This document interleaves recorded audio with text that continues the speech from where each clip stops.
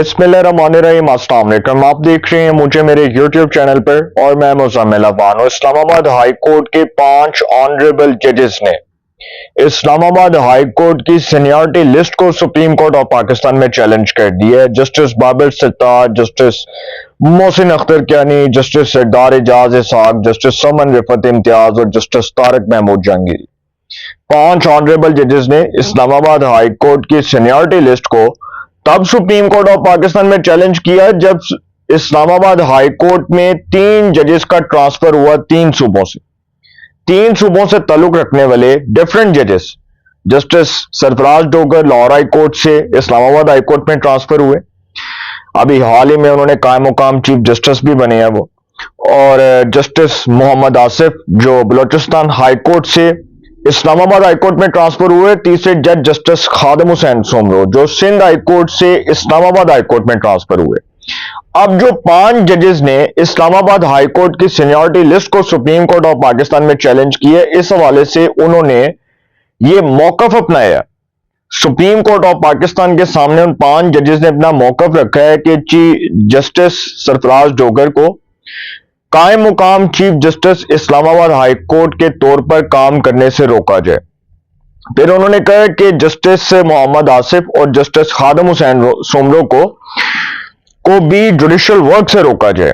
अब उन्होंने जो इस हवाले से अपना मौकफ रखा है उसके ऊपर बात करूंगा। दूसरा मामला यह है कि लंदन में जो पाकिस्तानी सफारत खाने के बाहर पीटीआई ने प्रोटेस्ट किया और दरअसल वो जो प्रोटेस्ट था उसका मकसद army chief general Syed Asim Munir उनके खिलाफ वही गलीज कैंपेन, वही गलीज प्रोपेगेंडा, वही सारा इंतशारी प्रोग्राम चलाने का मकसद था कि किसी तरह पाकिस्तान की फौज को, पाकिस्तान की सिक्योरिटी एस्टेब्लिशमेंट को मिलाइन किया जा सके। उसके खिलाफ जो अवाम के दिलों में नफरत भड़काई जा रही है, सर ये ट्विटर का, डॉलर्स का, ये बाहर के जो मुल्क में सोशल मीडिया इन्फ्लुएंसर्स बैठे हैं उनका कमाल है। और वो बैठकर पाकिस्तान के जो जय्यत यूट्यूबर्स हैं जो सारा दिन कहते हैं कि जी खान आ रहे हैं, खान जड़ा बाहर आ रहे हैं, खान कह रहे हैं कि मैं किसी नाल गल नहीं करांगा, और खान कह रहा है कि जी मैं किसी को एनआरओ नहीं दूंगा। खान साहब तो खुद एनआरओ मांग रहे हैं। और हमारे कुछ दोस्त हैं पीटीआई के, कुछ सहाफी दोस्त हैं, तो उन्होंने खैर अब अपना ट्रैक बदल लिया। जहरी बात है, डॉलर्स का कमाल होता है सर।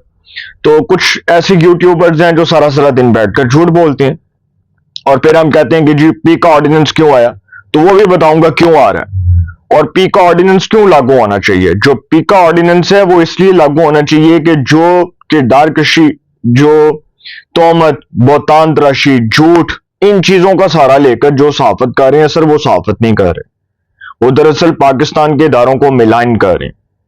इस हवाले से भी बात करूंगा। सबसे पहले जो इस्लामाबाद हाई कोर्ट के जजेस हैं उनकी सीनियरिटी लिस्ट जो है उसमें तब्दीली को सुप्रीम कोर्ट ऑफ पाकिस्तान में चैलेंज कर दिया गया। 5 जजेस ने इस्लामाबाद हाई कोर्ट की सीनियरिटी लिस्ट को चैलेंज किए, उनके मैंने आपको नाम बता दिए।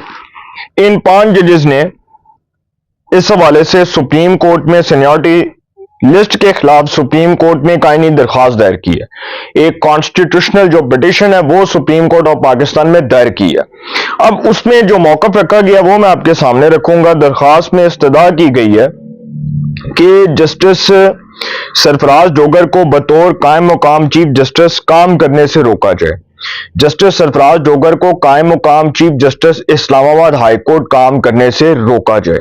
पहला तो ये मौकफ अपनाया गया। दूसरा, जस्टिस खादम हुसैन सोमरो और जस्टिस आसफ को भी जुडिशियल वर्क से रोका जाए। उन्होंने कहा कि जी तीनों जजेस को काम करने से रोक दिया जाए।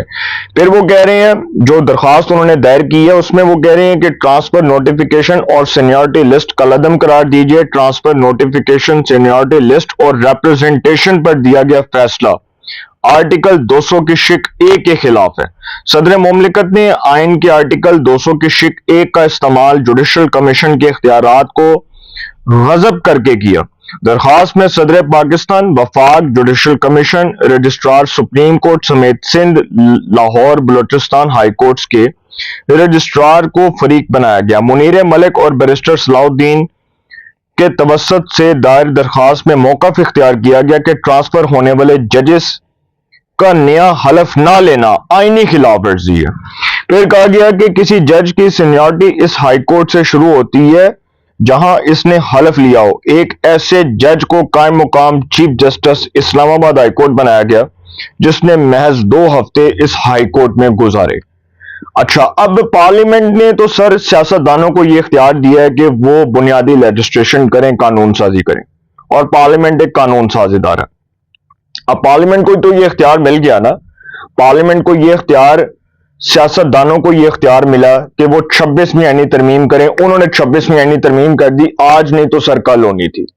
یہ کانسٹیٹیوشنل بینچ اسی 26ویں آئینی ترمیم کے تحت بنا، یہ chief justice of Pakistan justice Yahya Afridi اسی 26ویں آئینی ترمیم کے تحت آئے۔ پارلیمنٹ نے سیاستدانوں کو یہ اختیار دے دیا کہ 26ویں آئینی ترمیم نے اس بات کو واضح کر دیا کہ کوئی بھی سینئر پیونیٹ جج چیف جسٹس آف پاکستان بن سکتا ہے، اور جو چیف جسٹس آف پاکستان بنے گا اس کے عہدے کی حد مقرر ہو گئی ہے 3 سال۔ وہ 3 سال کے لیے اس کی ٹرم فکس ہو گئی ہے کہ وہ 3 سال کے لیے چیف جسٹس آف پاکستان کے عہدے پر فائز رہے گا۔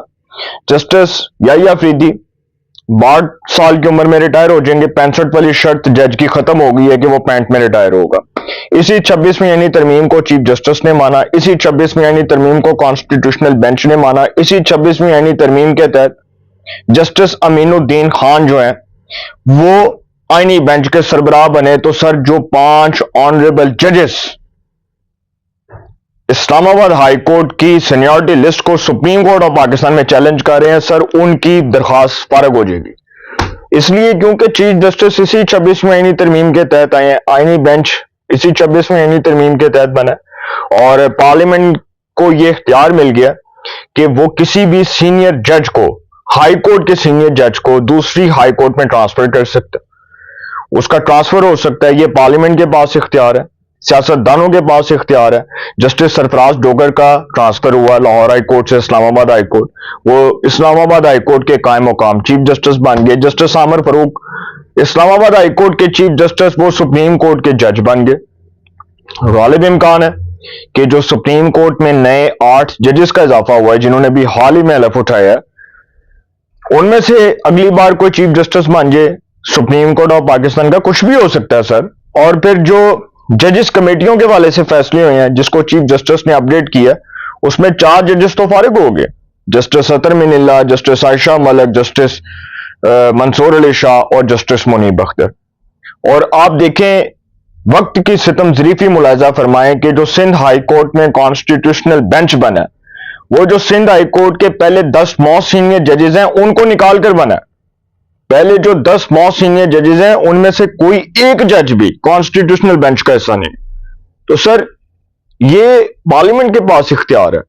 پہلے ہم اس بات کو روتے تھے کہ جی پارلیمنٹ کو کام نہیں کرنے دیا جاتا، پارلیمنٹ جو ہے وہ بے اختیار ہے، پارلیمنٹ قانون سازی نہیں کر سکی۔ اب جب پارلیمنٹ کام کر رہی ہے، قانون سازی کر رہی ہے، پارلیمنٹ کے پاس بے تحاشا اختیارات آ رہے ہیں، پارلیمنٹ بنیادی لیجسلیشن کر رہی ہے، تو ہم رنڈی رونا رو رہے ہیں کہ جی پارلیمنٹ یہ کیوں کر رہی ہے۔ ہمارے کچھ زیر صحافی وہ اس بات کے پیچھے لگ گئے کہ جی عدلیہ کی آزادی پر حملہ ہے، عدلیہ کی بالادستی کے اوپر حملہ ہے، عدلیہ کو ہائی جیک کر لیا گیا، یہ جوڈیشل مارشل لا لگ گیا۔ مطلب اس قسم کی باتیں ہو رہی ہیں نا، تو اس قسم کی باتیں کرنے کا مقصد یہ ہے کہ ڈس انفارمیشن پھیلائی جا رہی ہے، پھر جھوٹ کا سہارا لیا جا رہا ہے، پھر بہتان تراشی سے کام لیا جا رہا ہے، پھر وہی نفرت کے بیچ بوئے جا رہے ہیں، پھر وہی جو ہے وہ کام کروایا جا رہا ہے۔ تو سر میں حیران ہوں ان لوگوں کے اوپر کہ یہ کسی حال میں خوش نہیں ہے۔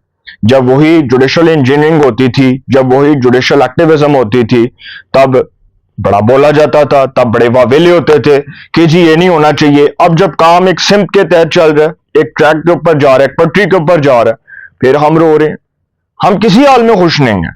تو ہمیں تو آج خوش ہونا چاہیے کہ اس پارلیمنٹ نے کم از کم اپنے جو ہے نا وہ ماضی سے سبق سیکھا ہے۔ جس طرح پاکستان کی اسٹیبلشمنٹ نے اپنے ماضی سے سبق سیکھا ہے، اسی طرح ہمارے سیاستدانوں نے اپنے ماضی سے سبق سیکھا ہے، اور یہ کام بہت سال پہلے ہو جاتا تو میرا خیال ہے آج یہ ہم اس کے اوپر واویلا نہ کر رہے ہوتے، آج ہم اس کے اوپر چیخو پکار نہ کر رہے ہوتے۔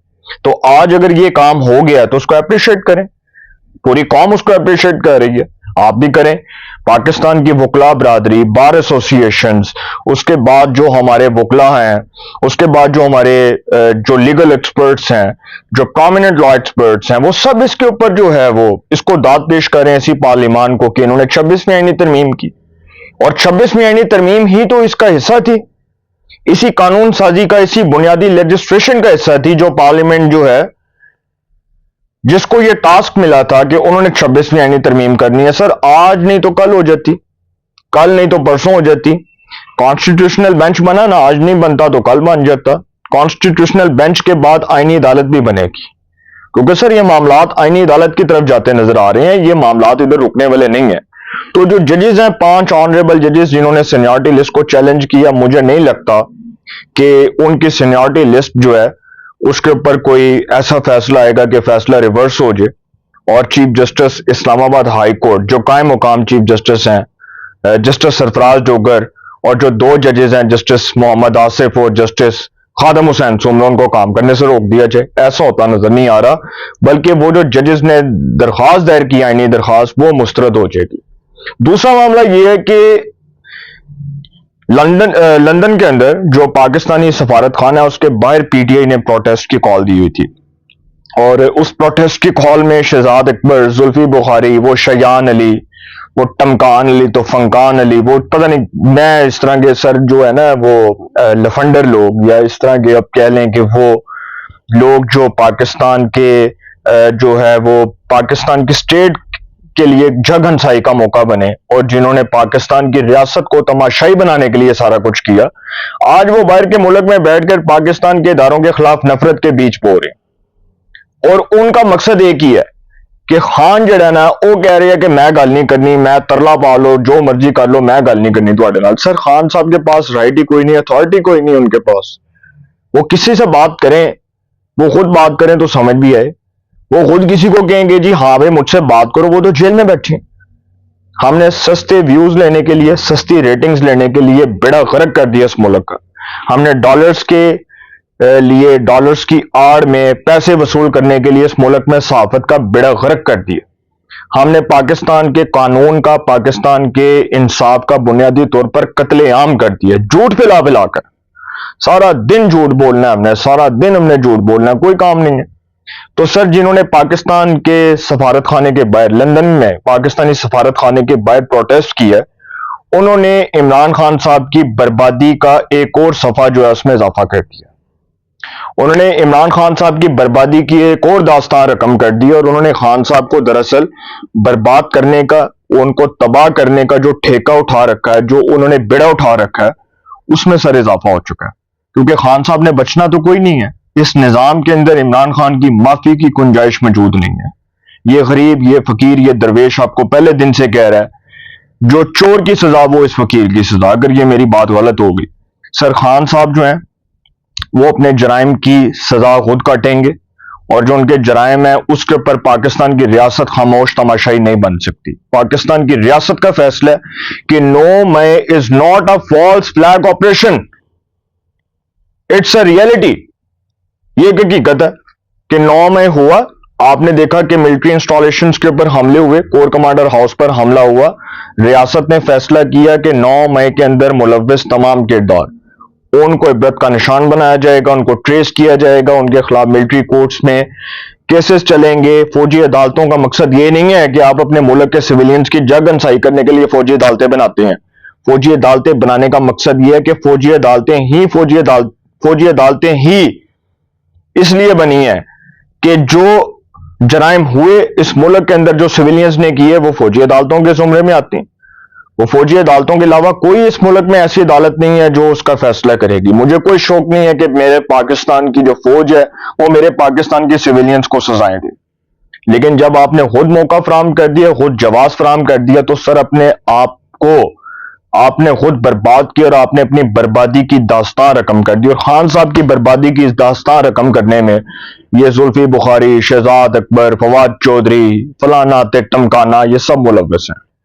ان سب نے خان صاحب کو اس مقام تک پہنچا دیا ہے، اور خان صاحب کی بربادی کی ایک اور داستان رقم ہو گئی ہے، بلکہ اس میں اضافہ ہو گیا. اب تو خان صاحب کا بچنا اس نظام کے اندر مشکل ہی نہیں بلکہ ناممکن ہو چکا ہے. اپنی رائے کا کمنٹس میں ضرور اظہار کیجیے گا.